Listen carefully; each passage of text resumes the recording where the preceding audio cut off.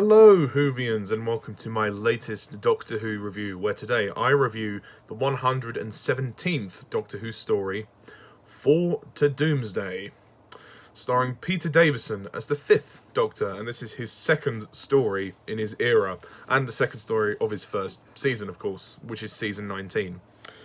Okay, so, 4 to Doomsday. The plot of this story is as follows. The Fifth Doctor, Nyssa, Tegan, and Adric arrive on a spaceship which is headed for Earth.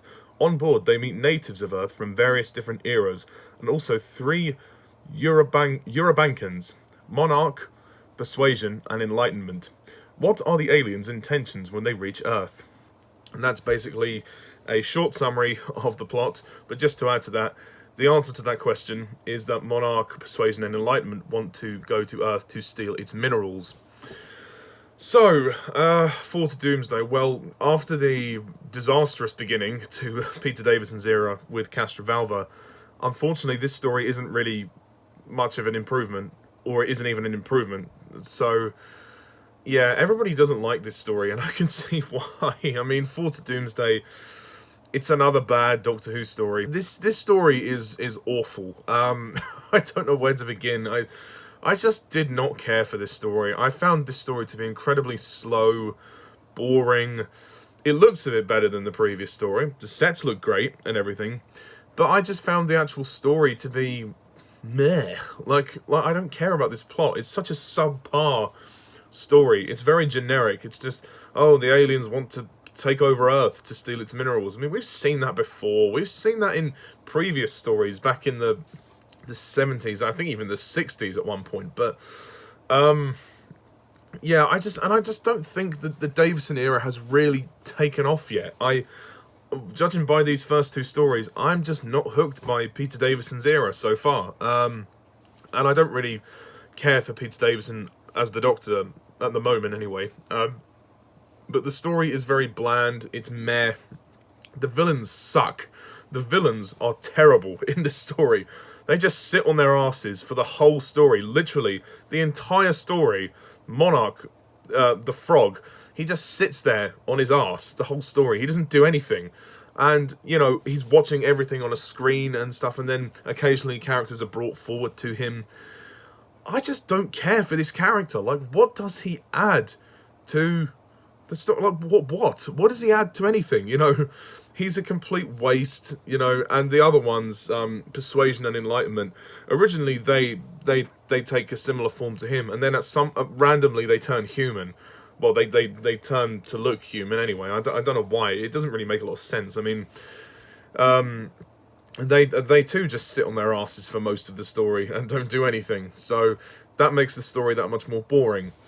I mean, they tried to give each of the TARDIS crew something to do. Tegan is basically worried and scared, and she tries to leave without the others in the TARDIS, and she gets stuck in the TARDIS. So, and she has an argument with Adric, and she actually ends up knocking him over, which is a little bit, it's sloppily directed, really. The fall looks comical, and Adric hitting his head, like, he wouldn't be unconscious from that. It's a little ridiculous. But the fact that Tegan, you know, tries to leave without the others is a little bit selfish. Like, it's not Janet Fielding's fault, but I think the character of Tegan is written to be slightly selfish from doing that. I know she's scared, I know she's panicking, she's just running for her life, but surely she would consider the others as well. She couldn't really leave without the Doctor anyway, because he knows how to pilot the TARDIS. So I found that a bit to be kind of unnecessary into the story. Also, Nyssa doesn't really have a huge role other than getting hypnotized, and actually the story ends with Nyssa falling, like collapsing in the TARDIS after something has happened to her, because she's been inside this machine with a helmet after she's been induced with hypnosis. So something has happened to Nyssa. Sarah Sutton's performance is fine, but yeah, the hypnosis thing, it's been so done. It's been so done many times in Doctor Who, and it doesn't really add anything here. Like, how can they hypnotize people? These aliens, they don't take enough time to explain, you know, who they are and what they can do. They're just there on this ship and on this quest. Also, Adric, Matthew Waterhouse, I'm getting really annoyed with him now. I just can't deal with him anymore.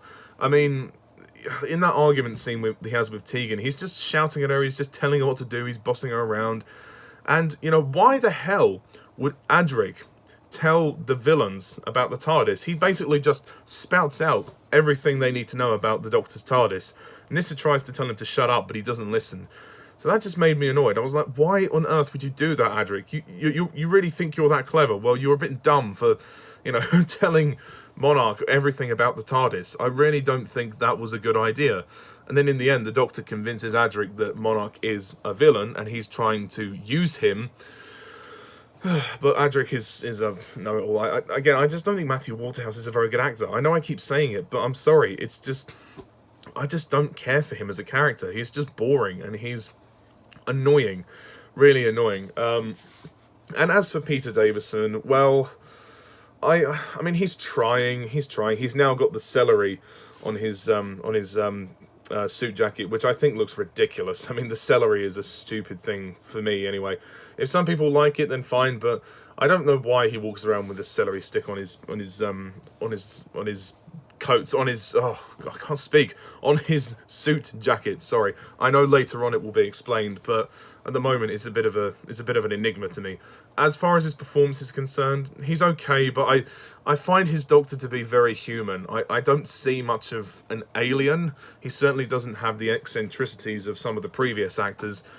I mean, he is younger and he's slightly more energetic in some of the chase sequences, or well, if there are any in this story. There's not much suspense in this story. Most of the time in this story, characters sit around and they talk. That's all they do. They just stand around, they explain the plot, they talk about what to do, they talk about the villains, they talk about the Doctor. There is nothing going on in this story. The only thing that does happen is like this show, this cultural dragon show. Like, there's these Asian people who are there. Actually, one of them is played by Burt Koch, who was in the Pink Panther movies, so that's a little bit of trivia for you. But there's also these Mayan women who don't speak, and they do this like exotic dance. There's like this massive culture show which goes on in like the main deck of the ship, and the Doctor and his companions are sort of watching it every so often, and the Monarch is watching it on his screen. So that's the only thing that is entertaining. I mean, there is a sort of nice visual element to that, but other than that, nothing happens in this story. The story is so bland, it's so ridiculous. The climax, again, is lame. The Doctor going out into space and rescuing Tegan, who's in the TARDIS, because she manages to get the TARDIS out of the ship and into space. So I just found this story to be incredibly boring and dull. I mean, I don't hate it. I don't think it's like one of the worst stories ever. I just think it's like completely disposable. Like, if it was a piece of paper, scrunch, throw it behind me. Literally, I have nothing else to say about it. It's totally forgettable, totally disposable. The script is very poor. The script was written by Terence Dudley. Not very compelling, if I'm going to be honest. And again, the makeup for Monarch, the giant frog, he just looks so stupid. Literally, his face looks like they've rubbed in a load of shit on his face. I'm not even kidding. It looks like that. And they're just giving it a bit of green. I mean, the actors try to make something out of this, but I also think the direction is very sloppy by John Black. John Black's direction is very sloppy. He's just slapping it all together and hoping that something comes out of it. You can tell there's no vision. There is no vision for this story. It's a very subpar plot anyway, so that in itself doesn't allow the director to do anything good with it. I think the major letdown is the script, and the pacing is slow. They're just talking. All they're doing is talking the whole time. You don't need this story. It's a complete waste of time. It gives the companions something to do, and Davison is trying his best, but there is nothing to like about this story. Not much, anyway. The music, I suppose, is good, and like I said, the production values are great. The sets are really good, and some of the cultural dancing and shows are very entertaining to look at. And you go, okay, that's kind of nice, but this is a Doctor Who story. This shouldn't be the main focus here. And the villains suck. The villains are terrible. So, to be quite honest, I haven't got much more to say, so I'm going to score Fall to Doomsday a 3 out of 10.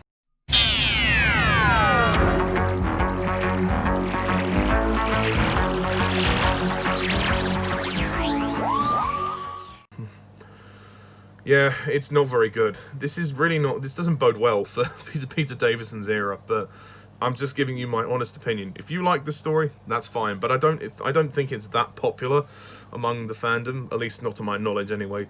So that is my quick review of Fall to Doomsday. So yeah, I hope you enjoyed it. Sorry it was very negative. There was no point really doing a rant because it's a very subpar story.